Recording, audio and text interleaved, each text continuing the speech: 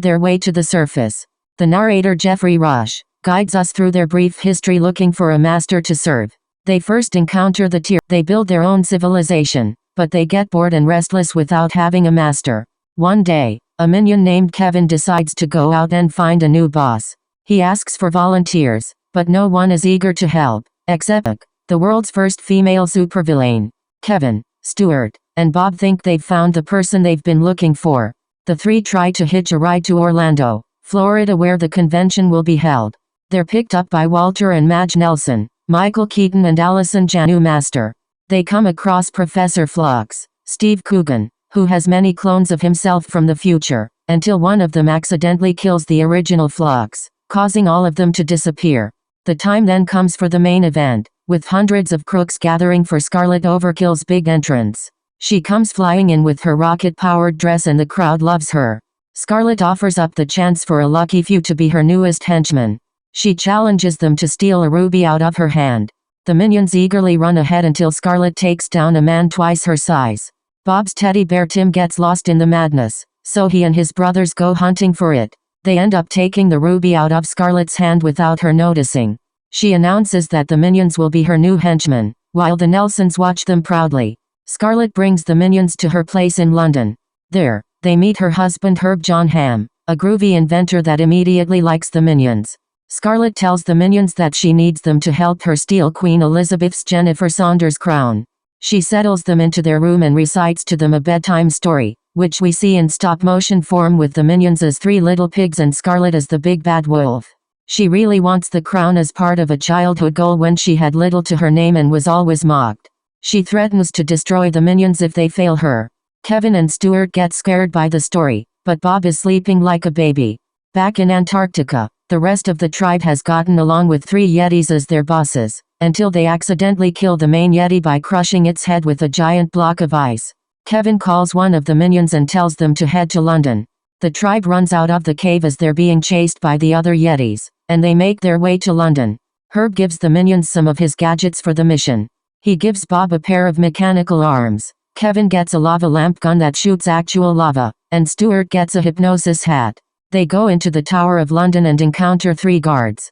Stuart hypnotizes them into a big dance number, letting them pass into the crown room. The head guard in there, while blind, manages to hold off the minions long enough for the crown to be delivered to Elizabeth. The minions chase after Elizabeth's carriage while the police chase them. Stuart gets in the carriage and is fought by Elizabeth.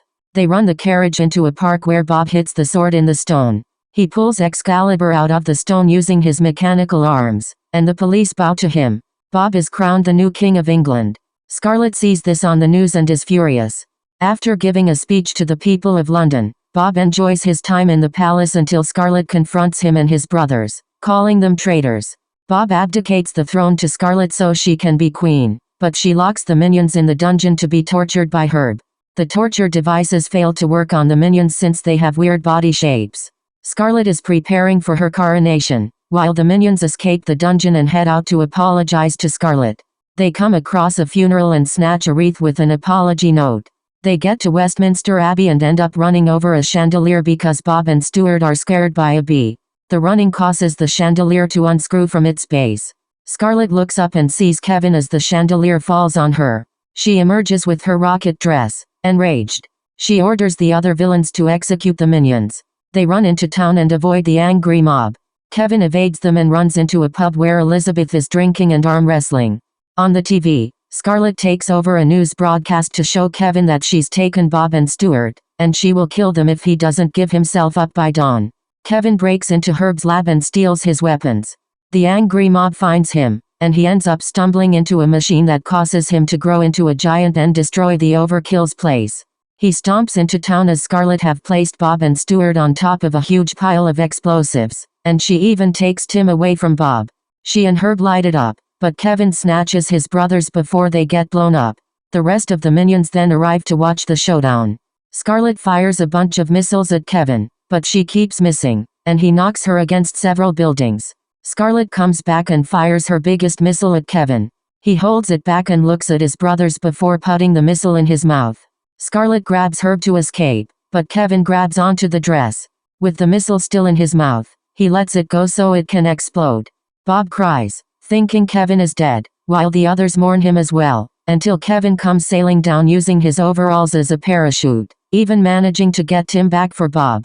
Kevin, Stuart, and Bob are seen as heroes by the people of London. Elizabeth is recrowned as queen.